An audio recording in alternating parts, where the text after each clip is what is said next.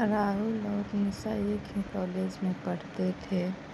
राहुल बहुत साधारण परिवार से था। उसके पिता एक छोटे किसान थे और माँ घरों में काम करती थी। दूसरी तरफ निशा शहर के बड़े घर की लड़की थी। उसके पिता का बड़ा बिजनेस था। दोनों की दुनिया बहुत अलग थी, लेकिन दिल एक दूसरे के लिए धड़कने लगे थे। कॉलेज की लाइब्रेरी में पहली बार उनकी बात हुई थी। धीरे धीरे दोस्ती प्यार में बदल गई। राहुल निशा का बहुत ख्याल रखता था।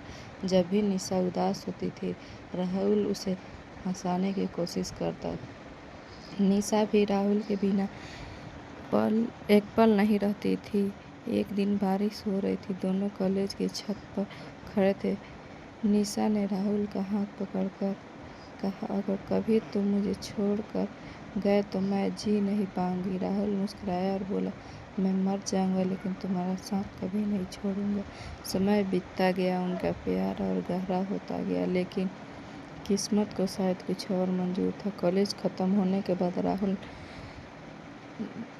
नौकरी की तलाश में शहर शहर भटकने लगा। घर की जिम्मेदारी उसके कंधों पर थी। छोटी बहन की पढ़ाई, माँ की दवाई और पिता का कर्ज, सब कुछ राहुल को अंदर से तोड़ रहा था। उधर निशा के घर वाले को उनके रिश्ते के बारे में पता चल गया। उसके पिता ने गुस्से में कहा, ये गरीब लड़का हमारी बेटी के लायक नहीं। निशा ने बहुत समझाने की कोशिश की, लेकिन घर वाले ने उसकी ये नहीं सुनी। उसका फ़ोन छीन लिया गया और घर से बाहर निकलना भी बंद कर दिया गया। राहुल हर दिन निशा का इंतजार करता था।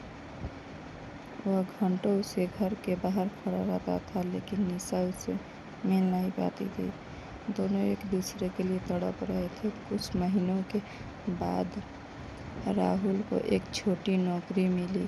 उसने सोचा अब सब ठीक हो जाएगा। खुश होकर निशा के घर गया, लेकिन वहां जाकर उसके पैरों तले जमीन खिसक गई। घर में शादी की तैयारियां चल रही थी। राहुल ने कांपती आवाज में पूछा, निशा की शादी? निशा के पिता ने ताना मारते हुए कहा, हाँ, अगले हफ्ते। अब तुम यहाँ कभी मत आना। राहुल की आंखों से आंसू बहने लगे। वो बिना कुछ बोले वहाँ से चला गया।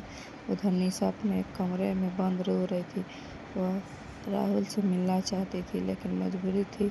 उसने राहुल के नाम की एक चिट्ठी लिखी, मैं आज सिर्फ तुमसे प्यार करती हूँ, लेकिन मैं अपने माँ बाप के खिलाफ नहीं जा सकती।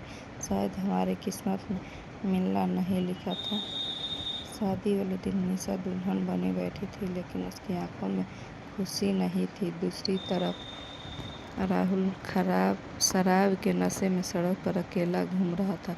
हर तरफ से उसे निशा की यादें दिखाई दे रही थी। कुछ साल बाद राहुल एक अच्छी नौकरी करने लगा था, लेकिन उसके चेहरे की मुस्कान कहीं खो चुकी थी। उसने शादी नहीं की। वो आज भी निशा की पुरानी तस्वीर अपने पास रखता था। एक दिन अचानक रेलवे स्टेशन पर उसकी मुलाकात निशा से हुई। निशा के छोटा सा बेटा था। दोनों की आंखें भर आई। निशा धीरे से बोली, तुम आज भी नाराज हो? राहुल मुस्कुराने की कोशिश करते हुए बोला, नाराज तो किस्मत से हूँ, तुमसे नहीं। ट्रेन आने लगी। निशा की आंखों से आंसू गिरने लगे। उसने जाते जाते कहा, अगर अगला जन्म हुआ तो मैं सिर्फ तुम्हारी बनूंगी। ट्रेन चल पड़ी। राहुल वहीं खड़ा उसे दूर जाते देखता रहा। उस दिन उसे एहसास हुआ कि कुछ प्यार अधूरे होकर भी जिंदगी भर दिल में जिंदा रहते हैं।